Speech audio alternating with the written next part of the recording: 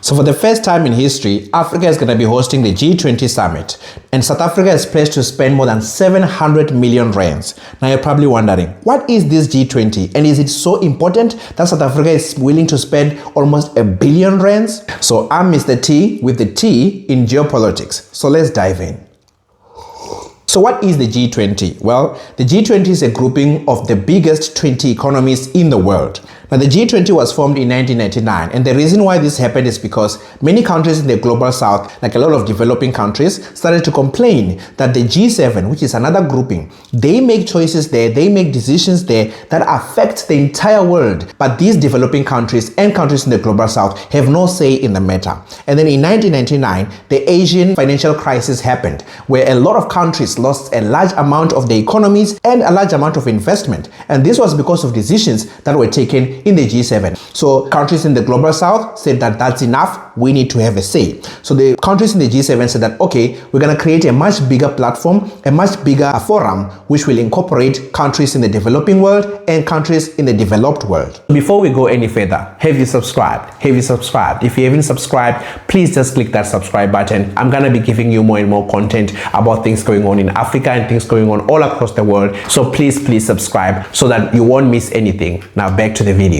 But now, why is South Africa spending 700 million? Like, what are they spending this on? Well, the thing about the G20 is that you get the presidency for about a year. So South Africa got the presidency last year, and then at the end of this year, we're going to pass it on to the United States. So throughout the year, there are summits, there are meetings, delegations who are coming from Europe, delegations who are coming from China, from the United States. Some of them are going to fly into South Africa. They're going to sit with the South African government and other people from across the world. They're going to have meetings. They're going to have discussions, agreements, disagreements, so that by the time the leaders come in, which is going to happen between the 22nd of November, I think, and the 24th, all of these things have already been discussed and they're just coming in to sign them. So the process actually happens throughout the entire year. So they need to pay for their travel, they need to pay for security, they need to pay for hotels, they need to pay for a large amount of things. These people are coming as delegations. So you need to take care of them. You need to make sure that the areas where you are meeting, the meeting venues, and so on and so forth. So that actually takes more than 500 million rands throughout the entire year to host all of those delegations. And then the last 2 days actually takes more than 200 million rands. Like, why? The reason is because now you have heads of state. Now you have Xi Jinping in your country. So you are responsible for making sure that he is safe, he is comfortable, and that he's in a good mood so that he can sign all of these deals. So you have leaders from Europe, Macron, leaders from Germany, Lula da Silva from Brazil. All of these people are going to be uniting and coming into South Africa in Johannesburg. So you need to make sure that there's enough security. Johannesburg is not the safest place on earth. So it makes a lot of sense that the South African government will have to spend a large amount of money to make sure that this summit goes on successfully without any incidents. So now let's look at what South Africa wants to achieve with this summit, right? The biggest one is investment. So South Africa wants to attract investment. So they want to attract investments mostly from Europe and from Asia. So when it comes to investments, there are 3 areas where South Africa really is very serious in those sectors. One of them is green energy and renewable energy. The reason being that South Africa has been having issues when it comes to production of electricity. We know about load shedding. It has been happening for more than a decade and a half. And only now you can see that the South African government is very serious about trying to end it. Now, one of the solutions to ending it is to invest in green energy. And South Africa has been putting a large amount of money into this, and it has been attracting investments. We saw Europe investing more than 230 billion rands into South Africa's green energy transition. And hopefully this money is going to make it to the ground. It's going to go and do what it's supposed to do, because as a South African, I know that there's a lot of cadres who are eyeing that money. And that money, it can make a huge difference to the people on the ground. The other area is infrastructure and industrial hubs. If South Africa is serious about exporting, about increasing manufacturing, about rising up in the ladder of production, so that we're not just selling raw materials as ore, we are processing those things, we are making products, we are making electric vehicles, for example, exporting those things, we need to invest in our infrastructure. We need to invest in our ports, in places like Durban, the Eastern Cape, all of our coastal areas. We need to build massive ports so that we can import things much faster, produce stuff, and then export them. We also need to invest invest in our roads and rail. And we have seen that South Africa has invested a large amount of money in our rails. The trains are back. Many people are very happy now that the trains are back.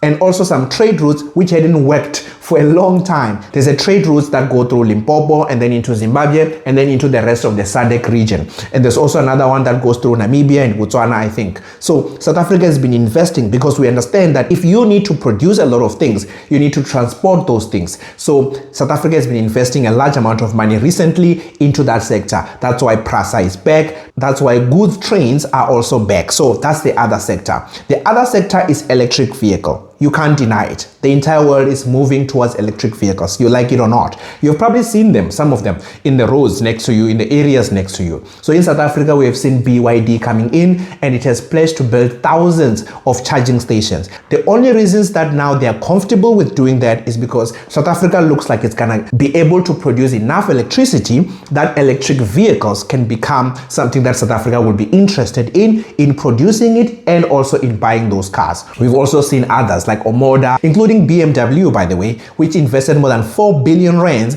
into that Roslyn plant in north of Pretoria. I have a friend who works there, and he says that the amount of skill sharing that is happening there and the amount of investment into these electric vehicles is incredible. So those are jobs. So let's look at this holistically. So if you are bringing in investments, these companies need to build factories. Those factories need roads, they need electricity, they need supply chains. People will be giving them parts.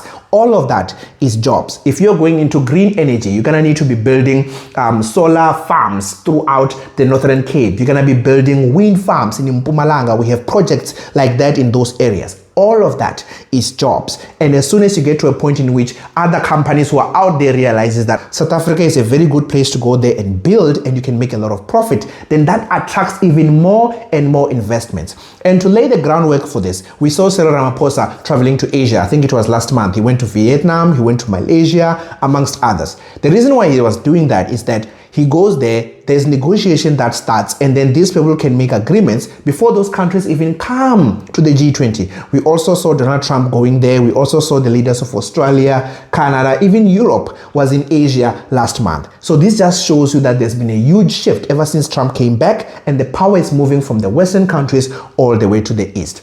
So that's what this does for South Africa. That's only if all this money goes to do what it's supposed to do, because we know that a lot of people are eyeing that money. I mean, 230 billion coming from Europe. You don't think that there are people who are already calculating how much they're gonna get out of that? And that one has been the biggest stumbling block when it comes to investing in South Africa, because you just don't know where the money is gonna end up. Is it gonna end up doing what it's supposed to do? Most of the time it doesn't. So hopefully with the Matlanga Commission and all of these things, they're gonna reduce it. You can't get rid of corruption altogether, but you can reduce it to a level in which other people realize that there is potential in investing in South Africa. So we're gonna see how this one goes. Hopefully a lot of deals and agreements are signed, a lot of pledges. This won't happen overnight. The jobs are not gonna come in December if the agreements are made in November. They're gonna come maybe 2 years later, 3 years later, and so on and so forth. But we have seen some of the positives of some of these investments.